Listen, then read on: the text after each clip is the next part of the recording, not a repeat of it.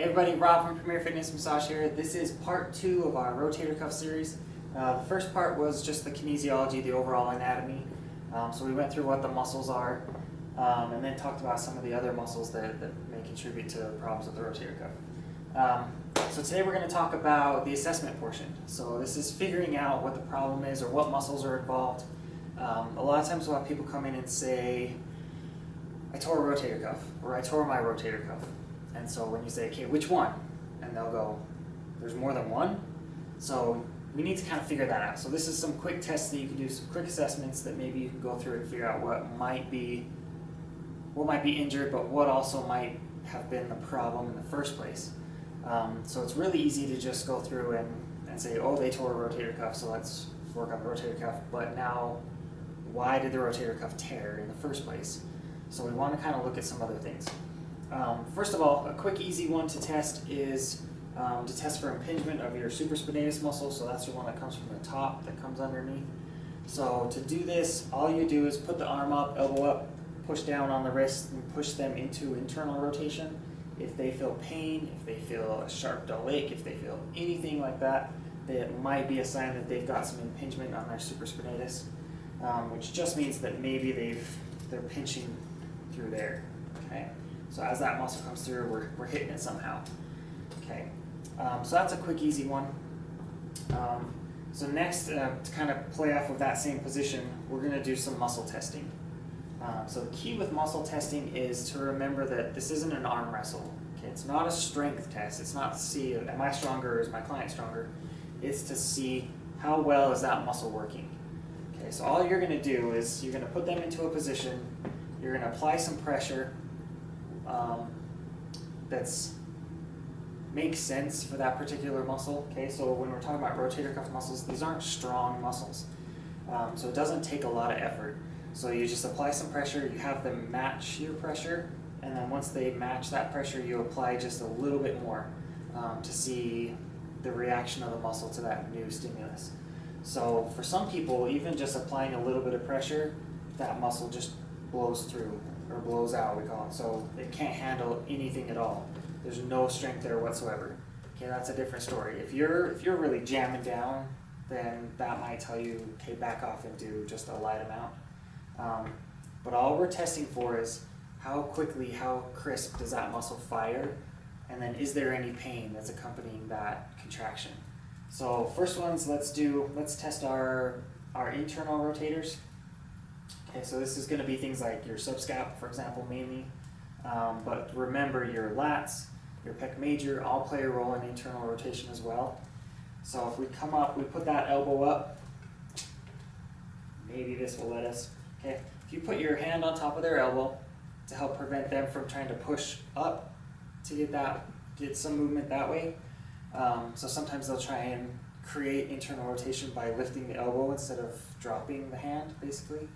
So I'm going to put my hand underneath their wrist, other hand on their elbow, and then I'm going to push up and have them match me by them creating internal rotation. So we push, match tension, and then I add just a little bit more. Okay, so that's your test for your subscap. You can do it with the elbow at the side as well and test that way. I usually like to try both just to see if there's a difference. You can, or you don't have to. Okay, so same kind of a thing with your external rotators. All you do for this one is switch your hand placement. And then it's the same thing. I'm going to push down, they're going to push up. Okay, I'm going to try and prevent them from doing that same thing. If they drop the elbow, it looks like I've internally rotated when really my wrist has stayed in the same spot I just dropped. So I'm going to have to hold their elbow up, push here, match, and then add a little bit more. Okay, you can do the same thing, pin the elbow down to the side, push from the outside, have them push this way as I push this way. Okay, so those are your two external rotators. Lastly, we have our supraspinatus. Okay, for this one, we're going to drop the thumb down and point down like we're dumping out a can of soda, for example. We're going to put the arm at 45 degrees out from the body. Okay, so whether that's from the front coming out or directly from the side, okay, however works for your brain. I'm going to put my hand opposite side of the shoulder. I don't want to touch the muscles that I'm testing. The idea behind that is by touching, you create that muscle memory connection or a muscle mind connection. So you can sometimes change things. So if you have a muscle that does blow right out, and then you either touch it yourself or you have them touch it, sometimes you'll get a different response that time. So maybe that will tell you that the muscle works, but maybe the brain muscle connection is off. Okay, maybe the muscle's inhibited for some reason. So I'm just gonna go over here, just to not only that, but then it creates a counterbalance. Okay, so I'm gonna have them have their thumb down like we said. I'm gonna push on about their wrist, and I'm gonna test that way. I'm gonna push down, have them match it, then add a little bit more. This is a common one that people do just drop. So a lot of people do have a problem with that subscat or that supraspinatus, sorry. So that's one to maybe watch for. While we're on that one, we're going to go ahead and test serratus anterior. So one of the ways of testing it, this is a kind of more applied kinesiology muscle testing methods, is I'm going to pin down their inferior angle of their scapula with my fingers and just kind of try and hold it in place. It's a little easier to do it on an actual person that's supporting themselves, but so I'm going to hold on, but usually I just use my fingers, and then you can do that same test and see how well things work with having the shoulder blade pinned down. Okay, the way that I usually end up testing serratus is more of having them lay on their back and then having them push into protraction. Okay, so they're bringing that shoulder blade out and around the body, and they're punching as far as they can forward. And then I'm going to put my hands on top of their fist, and I'm going to push down. So it's pushing them back like that. So that's one of the best ways that I've found that it's testing. It gives me more accurate results as far as I feel, but just testing them that way, you can see if that serratus is doing its part. So serratus will play a role in upward rotation of your shoulder blade. So the big reason that we want to test this is if we look at the range of motion of this guy, so his shoulder blade is tacked down, so it's bolted to his rib cage, which in a normal person, obviously it's not that tacked down. But if we lift his arm, we get to about right there before we're actually making full contact of his humerus to his acromion process. So if you notice that we should be able to get humerus to his ear, basically. But because of that bone-to-bone contact, it just doesn't happen. So even that, we should have even less movement because of all the structures that are in play there. So even if I just stick my finger there, that takes them to about right there. So if we look at that range of motion, that's about 2/3 of the way up, maybe, okay? And that's usually what we say is about 66% is actual movement from the glenohumeral joint, okay? So that shoulder joint. And then the other 1/3 is from upward rotation of your scapula, okay? It's got to rotate up there as well.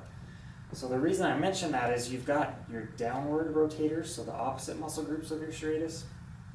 So things like pec major, pec minor, okay, that are going to hold that. Pec major will hold your clavicle down, and then pec minor will grab onto your shoulder blade right here, and then pin it down to ribs 3, 4, 5.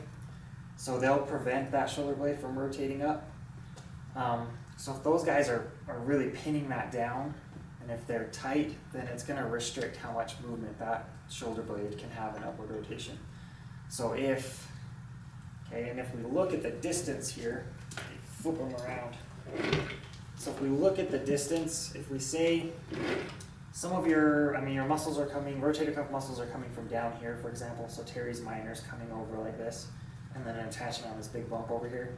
If we look at the distance that's created as I rotate that up, okay, coming from here to here, okay, that's got to elongate.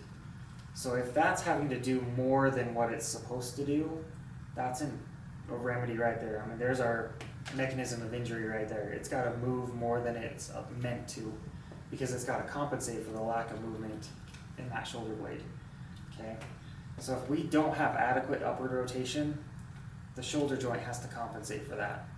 So then we can tear labrum, we can tear a rotator cuff muscle, anything along those lines that will just, something else has to give. And so it's just what's the weakest part of the chain, and it's that's going to tear. So we really need that upward rotation in order to create maximal amount of movement to get that arm all the way up. So if you imagine the people that are doing snatches, for example, or a clean and jerk, or anything along those lines where you've got overhead squat, where you've got to get that bar up above the head, up and back. For example, if you don't have adequate movement in that, not only the glenohumeral joint, but because of the scapulothoracic joint, technically, that rotation, if we're not getting that adequate amount of upward rotation, we're going to cause some problems there. Okay, so those are some quick things. Oh, well, I haven't flipped around. The next thing that we want to check is the alignment of the shoulder blade in the first place. So depending on where it's at there can give you some ideas on what might be going on. So typically, the medial margin here of your shoulder blade should run kind of, okay, not perfectly, but pretty parallel with your spinous processes of your spine. So what happens with a lot of people is we get really tight through the top portion through here. So this upward, or the top part of our superior angle here is a lot closer to our spinous processes than the lower angle is. Okay, so what ends up, instead of looking pretty parallel, we start to look more like this. Okay, so that's our angle of our shoulder blade for some people. So that means that we've got some tight tension through, usually rhomboid minor can play a big role in that. So we want to loosen all of this up. Rhomboid minor will play a part in that rotation. So we want to get it loose, we want to be able to get that shoulder blade out and free.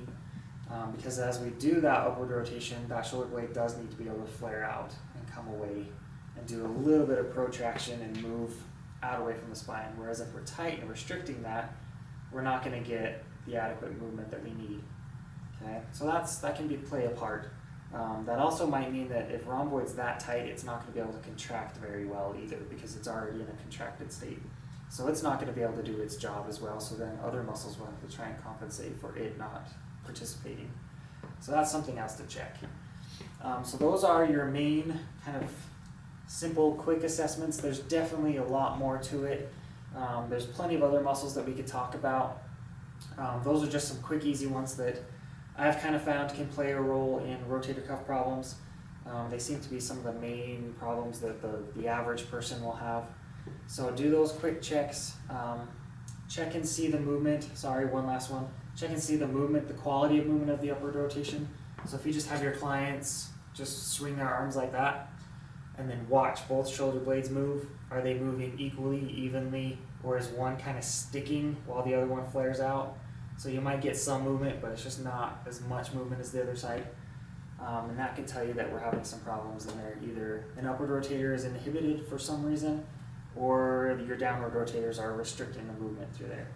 So you'll want to check all of those muscles, those scapular sling muscles we call them, the muscles that help hold your shoulder blade onto your body. Check all of those guys, so pec major, pec minor, traps, rhomboids, and then serratus. Check all those guys to make sure they're functioning. So that's the quick, easy, hopefully, assessments that you can do real quick with a client. Like I said, there's plenty more, but those seem to be the real common ones that I've run into. So if you have any questions about them, feel free to let me know. You can either leave a comment below, or you can check us out on our website and send us an email from there at www.premierfitnessmassage.com. Thanks.